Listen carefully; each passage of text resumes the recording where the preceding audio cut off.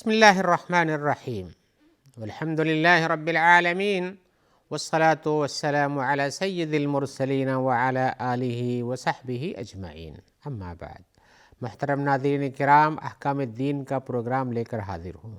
آپ کے سوالوں کے جواب کتاب و سنت کی روشنی میں پیش کروں گا۔ تو آئیے قبل اس کے کہ آج نیا سوال شروع کروں، پچھلے ایک سوال کا جواب دے دوں، جس کو میں سوال یہ تھا کہ سجدہ شکر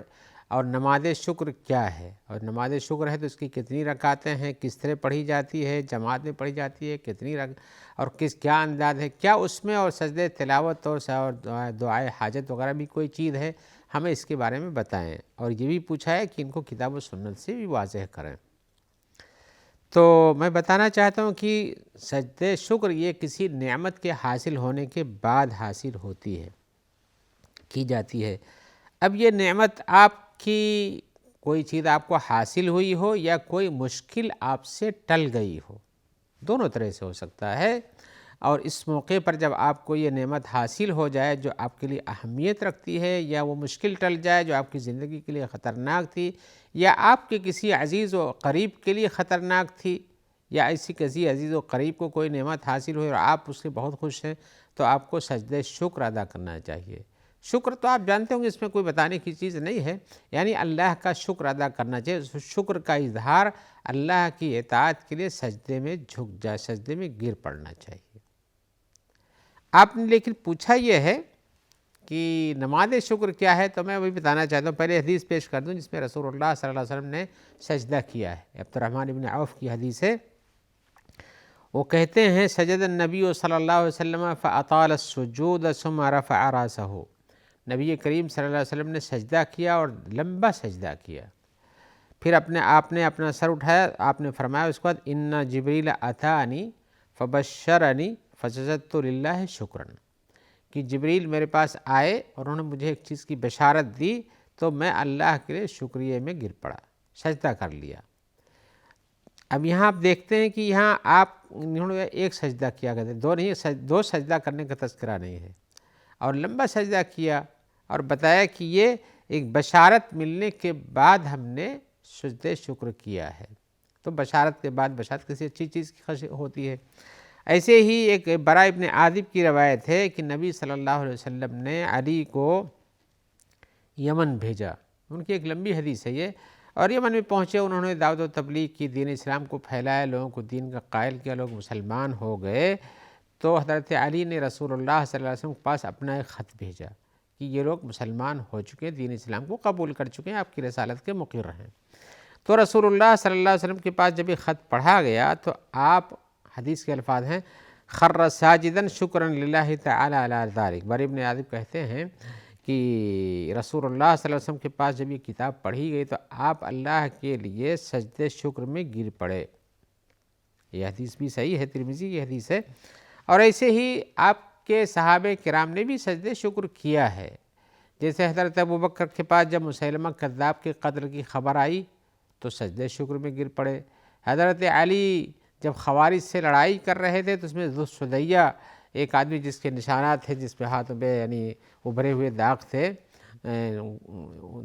یعنی گٹھلیاں تھیں، تو ان کو کہا ڈھونڈو۔ اللہ کے رسول نے ان کو بتایا تھا کہ اس میں ایک ایسی قوم جس سے جہاد کرو گے، اس سے لڑائی کرو گے، اس کے اندر ایک ایسا بھی آدمی ہوگا۔ تو ڈھونڈا، تو ڈھونڈتے ڈھونڈتے وہ آدمی ملا۔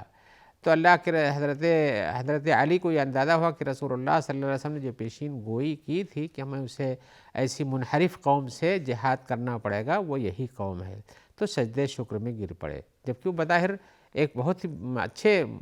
دیکھنے کے لیے بہت اچھے صاف مسلمان نظر آتے تھے، بڑے عبادت گزار ہوتے تھے،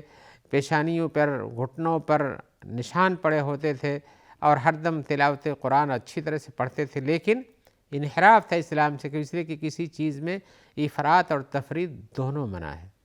دونوں منع ہے۔ کوئی کہے کہ ہم نماز میں عبادت بہت کریں گے اور ظہر کو بجائے 4 کے 8 پڑھنا شروع کریں تو کون سی عبادت ہوئی ہے؟ یہ تو انحراف ہو گیا شریعت سے۔ تو یہ کوئی زیادہ افراط سے کام نہیں لینا چاہیے۔ لیکن سجدہ شکر کا جو طریقہ ہے، یہ جو ہم نے بتایا کہ یہ سجدہ شکر ہے، اور اسی طرح سے سجدہ شکر کچھ لوگ اس کو مانتے ہیں کہ یہ نماز کی طرح سے ہے، اور کچھ لوگ کہتے ہیں نماز میں جیسے سجدے تلاوت میں سجدے تک کرتا ہے آدمی، اور کچھ لوگ کہتے ہیں یہ نماز نہیں ہے، الگ سے ایک مصنون چیز ہے جس کو سجدے شکر کہا جاتا ہے، نماز تو اس کی ہے نہیں۔ اب یہ میں جو دو رائے بتایا اس کی وجہ کیا ہے؟ اس کی وجہ ہے کہ جو لوگ کہتے ہیں کہ یہ سجدے شکر یہ نماز کی طرح سے ہے تو کہتے ہیں اس کو باوضو ہونا چاہیے، قبلہ رخ ہونا چاہیے، سطر ڈھکا ہونا چاہیے۔ اب نماز کی جو شرطیں ہوتی ہیں ساری شرطیں بھی لگاتے ہیں، اور کچھ لوگ کہتے ہیں کہ نہیں یہ نماز کی طرح سے نہیں ہے، نماز کی طرح سے نہیں ہے، بلکہ یہ ایک عام حکم ہے، کسی خاص خوشی کے موقع پر چاہے تکلیف دہ ہٹ جائے اور چاہے کوئی خوشی کی چیز حاصل ہو جائے، کوئی بشارت دے رہا ہے، اس پر سجدے شکر میں گر پڑنا ہوتا ہے۔ تو یہ نماز کی طرح سے، جب نماز کی طرح سے نہیں ہے تو اس کے لیے پھر طہارت بھی ضروری نہیں کہ باوضو ہو، اس کے لیے قبلہ رخ ہونا بھی شرط نہیں کہ قبلہ رخ ہو کر ہی گرے، اس کے لیے یہ بھی شرط نہیں کہ پوری طرح سے صدر پہن کے کپڑے پہن کر کے تبھی کرے۔ تو یہ دونوں فرق ہے، لیکن عام طور سے یہ بات صحیح ہے کہ یہ سجدے شکر ہے، نماز شکر نہیں ہے۔ اگر نماز شکر ہوتی تو کہتے کہ باطہارت پڑھنا ضروری ہے، لیکن حدیثوں سے جو کچھ آیا ہوا ہے وہ سجدے شکر کا تذکرہ آیا ہوا ہے، اور جب سجدے شکر ہے تو اس کو اس پر قیاس کرنا اچھا نہیں ہے۔ البتہ جیسے آپ دیکھتے ہیں کہ اور بھی کچھ کام ہوتے ہیں جس میں آدمی سجدہ کرتا ہے لیکن اس میں طہارت شرط نہیں ہے۔ مثال کے طور پر ہمیں بتانا چاہتے ہیں جیسے کوئی آدمی قرأت قرآن کر رہا ہے، نماز قرآن پڑھ رہا ہے اور باوضو نہیں ہے، تو باوضو نہیں تو بھی قرآن پڑھ سکتا ہے۔ لا یمسہ الا المطہرون کی جو آیت ہے اس سے کہتے ہیں کہ باوضو کے چھونے کی بات ہے، لیکن قرآن پڑھنے سے نہیں روکا گیا ہے، تو قرآن آدمی حافظ میں ہو تو بے وضو بھی پڑھ سکتا ہے۔ لیکن ایسی صورت میں اگر سجدہ تلاوت آ جائے تو کیا کرے گا؟ تو سجدہ تلاوت کر لے گا۔ تو سجدہ تلاوت بے وضو قرآن پڑھا تو سجدہ تلاوت بھی بے وضو ہی کرے گا۔ تو اس طرح سے ایک سجدہ کا جو مسئلہ ہے وہ سجدے میں باوضو ہونا شرط نہیں۔ ایک مثال تو اس سے دیتے ہیں کہ یہ اور سجدہ شکر دونوں برابر ہے۔ ایسے ہی آدمی سجدہ شکر سجدہ تلاوت کرنے کے لیے ضروری نہیں کہ قبلہ رخ ہو تبھی اسے کرے، اور اسی طرح سے اور بھی اس کے جو اسباب ہوتے ہیں اس سے سب کرے، بلکہ اس میں بھی اگر اس کو روک دیا جائے کہ نہیں تمہیں سجدہ تلاوت کرنے کے لیے باوضو ہونا ضروری ہے، قبلہ رخ ہونا ضروری ہے، تو آدمی کسی گاڑی میں بیٹھا رہتا ہے یا کسی سواری پہ بیٹھا رہتا ہے، وہاں بھی اگر تلاوت کرتا ہے تو اس میں سجدہ تلاوت کر سکتا ہے، کسی بھی اتجاہ میں چل رہی ہو گاڑی ہو یا آپ کا گھوڑا یا آپ کا اونٹ ہو۔ اور اسی طرح سے اور بھی مسائل اس میں پیش آتے ہیں، اور اس کے علاوہ یہ بات اور بھی ذرا غور سے دیکھنے سے پتہ چلتا ہے کہ اگر کسی انسان کو سجدہ شکر کرنے کے لیے شرطیں لگا دیجئے، یہ اور یہ کیجئے یا سجدہ تلاوت کے لیے، تو بہت مواقع ایسے آئیں گے جہاں پر آدمی اس کو کرنے سے رک جائے گا، جبکہ جس وقت یہ چیز حاصل ہوتی ہے، یہ خوشی حاصل ہوتی ہے، اسی وقت اس کا دل پورا اللہ کے امتنان سے بھرا ہوتا ہے،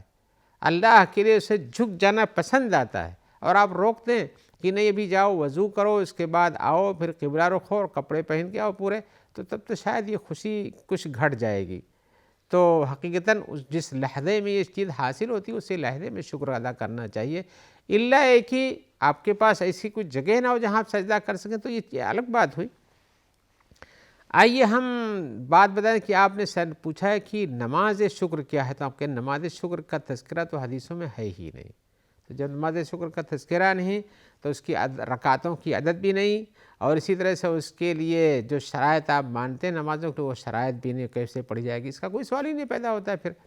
لہذا اس کو البتہ آپ نے کہا دعائے حاجت کے لیے بھی کیا صلاۃ حاجت کا ہے، تو صلاۃ حاجت نہیں، صلاۃ حاجت کا تذکرہ تو ہے، یعنی حاجت کی نماز پڑھنا جس کو ہم اردو میں نماز کہتے ہیں، گرچہ کہ لفظ صلاۃ اور صوم اور حج اور زکوٰۃ یہ سب شرعی اصطلاح ہیں، ان کو اسی پر باقی رکھنا زیادہ صحیح ہے،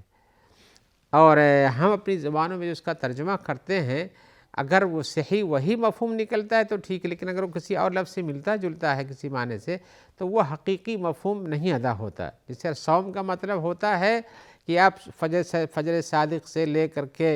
یعنی فجر صادق سے لے کر کے غروب آفتاب تک آپ بھوکے رہیں اور اس میں بہت سی چیزوں سے پرہیز کریں، یہ تو رک جانے کا، صوم کا معنی رک جانا ہوتا ہے۔ اسی طرح سے ناشتہ کرنا، نہ کھانا، نہ فاسٹنگ نہ نان فاسٹنگ، یہ پورا معنی نہیں دیتا اس کا۔ ایسے ہی نماز بھی اس کا کوئی مفہوم نہیں بنتا ہے، اس لیے کہ چونکہ صلاۃ ایک خاص طرح سے قبلہ رخ ہونا، نیت باندھنا اور سورہ فاتحہ پڑھنا، رکوع کرنا، سجدہ کرنا، اس کا نام، اس کو ہم لفظ صلاۃ بولتے ہیں تو یہی سمجھ میں آتا ہے۔ اگر نماز سے بھی یہی سمجھ میں آتا ہے تو ٹھیک ہے، لیکن اگر نہیں ہے تو پھر اس کا ترجمہ وہاں صحیح نہیں، بلکہ اصلی لفظ کو استعمال کرنا چاہیے۔ آئیے میں بتانا چاہتا کہ دعائے حاجت نہیں، صلاۃ حاجت ہے، حاجت کی نماز پڑھنے کا تذکر آیا ہے، اور میں وہ روایت آپ کو سنا دیتا ہوں جو ترمذی شریف میں ہے۔ روایت یہ ہے، عبداللہ ابن ابی اوفا کہتے ہیں کہ رسول اللہ صلی اللہ علیہ وسلم نے فرمایا ہے، من کانت لہ حاج الی اللہ حاجۃ او الی احد من بنی آدم فلیتوضأ ویحسن الوضوء۔ حدیث لمبی ہے، اس کا ترجمہ کر جاتا ہوں۔ یہ آپ نے فرمایا کہ جس کے کسی انسان کو اللہ سے کوئی ضرورت مانگنی ہو، یا کسی بنی آدم کے پاس کوئی ضرورت اٹکی ہو، اس کو لینا ہے، تو چاہیے کہ وہ وضو کرے اور اچھا وضو کرے۔ اچھے وضو کرنے کا تذکرہ تو ہمیشہ حدیثوں میں آیا ہوا ہے، آپ ایسے ہی کھڑبڑ وضو کر لیں اور کہیں بھیگے کہیں نہ بھیگے، یہ وضو صحیح نہیں ہوتا ہے۔ تو اچھا وضو کرے، یعنی پوری طرح سے جیسے وضو ہوتا ہے، کوئی جتنا اعضاء دھوئے جاتے ہیں وہ سب بھیگ جانا چاہیے۔ ثم یصلی رکعتین، اس کے بعد 2 رکعت نماز پڑھے اور اس میں اللہ کی ثنا کرے، جیسے کہ نماز کے شروع میں ثنا کی جاتی ہے، اور اس کے بعد نبی صلی اللہ علیہ وسلم پر درود بھیجے، جیسے کہ نماز کے آخر میں درود ہوتا ہی ہے۔ پھر اس کے بعد کہے لا الہ، وہ یہ آیت جو دعا بتائے گی وہ یہ ہے، لا الہ الا اللہ الحلیم الکریم، لا الہ الا اللہ العلی العظیم، سبحان اللہ رب العرش العظیم، والحمد للہ رب العالمین، اسألک موجبات رحمتک وعزائم مغفرتک والغنیمۃ من کل بر والسلامۃ من کل اثم، لا تدع لی ذنبا الا غفرتہ ولا ہما الا فرجتہ ولا حاجۃ ہی لک رضا الا قضیتہا یا ارحم الراحمین۔ یہ حدیث دعا کی لمبی ہے، لیکن اس میں شروع میں اللہ کی تعریف ہے، اس کے بعد پھر اپنی ضرورتوں کو مانگا کہ جو تیری رحمت کو عاجب کرنے والی چیزیں ہیں، اس کو صاحب حق بنا دیتی ہیں، ان کو میں چاہتا ہوں، تیری مغفرت چاہتا ہوں، اور اسی طرح سے ہر برائی سے پناہ چاہتا ہوں، بچاتا ہوں، کوئی بھی گناہ ہو اللہ اس کو معاف کر دے، اور کوئی بھی ہماری غم و افسوس پریشانی کی بات ہو تو اس کو ہٹا دے، اور کوئی بھی حاجت جس میں آپ کی رضامندی یعنی اللہ کی رضامندی مضمر ہے، اللہ تعالیٰ اس کو ہمارے لیے پوری کر دے۔ لیکن یہ حدیث ضعیف ہے، اس میں ایک ابو ترمذی نے کہا ہے کہ یہ حدیث اس کی اسناد میں مقال ہے، کوئی بات ہے، اور اس میں ایک راوی فائد ابن عبد الرحمن نام کے ہیں، حدیث میں ضعیف مانے جاتے ہیں، اور اسی وجہ سے اس حدیث کو، اس ضعیف کے ہونے کی وجہ سے کچھ لوگ مانتے ہیں کہ صلاۃ حاجت بھی صحیح طور پر ثابت نہیں ہے، اور کچھ علماء کہتے ہیں کہ آدمی کی ضرورت ہے ویسے بھی پڑھ سکتا ہے، تو یہ نماز چونکہ ایک حدیث میں ضعیف ہے، اور فضائل اعمال میں اس کو کرنا درست ہے، تو اس طرح سے یہ دعا ہے۔ لیکن شکر کی کوئی دعا، یہ تو ہم نے دعائے حاجت بتائی، لیکن سجدہ شکر کے لیے اندر جو دعا ہے، اس کی کوئی دعا وارد نہیں کہ آپ کو سجدہ شکر میں کیا پڑھنا چاہیے۔ بس سجدہ شکر میں آپ کو سبحان ربی الاعلیٰ جو عظیم سجدے میں کیا جاتا ہے نماز کے، سبحان ربی الاعلیٰ پڑھ سکتے ہیں، اور بھی کوئی دعا مانگ سکتے ہیں، سجدے میں دعا کرنا جائز ہے، آپ کوئی بھی دعا کر سکتے ہیں، اللہ کا شکر بھی اس میں ادا کر سکتے ہیں، الحمدللہ رب العالمین بھی شکر کا ایک بڑا کلمہ ہے۔ آئیے ہم ایک اور سوال کی طرف آتے ہیں۔ سوال میں یہ پوچھ رہے ہیں کہ میں کافی کوشش کرتا ہوں کہ کھانا کھانے سے پہلے بسم اللہ کر لوں، لیکن پھر بھی بھول جاتا ہوں، تو کیا آپ بتا سکتے ہیں کہ یاد رکھنے کے لیے کوئی راستہ ہے، کوئی طریقہ ہے، اور کیا ایسی کوئی دعا ہے جس کو میں صبح ہی پڑھ لوں اور پورے دن کے لیے کافی ہو جائے؟ یعنی صبح ہی وہ دعا پڑھ لوں، جب اس کے بعد چاہے چائے پیوں، چاہے کھانا کھاؤں، چاہے دوپہر کھاؤں، لنچ کھاؤں، ڈنر کھاؤں، کچھ بھی کھاؤں، سب کے لیے کافی ہو جائے، ان کا سوال ہے۔ اور اس کے علاوہ ایک سوال اور بھی ہے کہ اگر میں دعائے طعام کھانے کی دعا بھول جاؤں، نہ شروع میں یاد آئے نہ بعد میں یاد آئے، تو کیا میں گنہگار ہو جاؤں گا؟ جواب میں کہتا ہوں کہ بھائی، جمہور اہل علم کے نزدیک کھانے سے پہلے بسم اللہ کہنا یہ مستحب ہے، بلکہ کچھ لوگوں نے کہا کہ یہ واجب ہے۔